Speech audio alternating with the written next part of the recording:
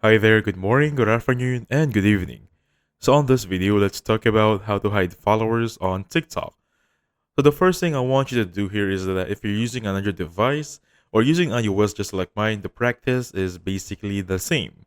So the first thing I want you to do is go to your settings.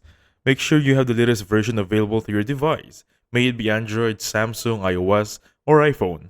So go to General right there and look for Software Update. As you can see, I have 18.5 on my end, the latest version, as of the moment I'm recording this video. Next up, I want you to go to App Store or Play Store if you're using an Android device, and basically type in here TikTok. We're just making sure that we have the latest version of TikTok available on our end to use. Alright?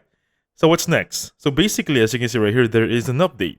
So I'm not going to update it as of now because I have the latest version already to create this process tutorial.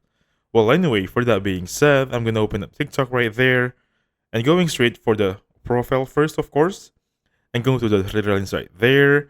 This is going to be my dummy TikTok account. So click on settings and privacy. Once you're in here, go to privacy and basically with one click of a button to hide everything on your TikTok, followers, followings, and the works, click private account.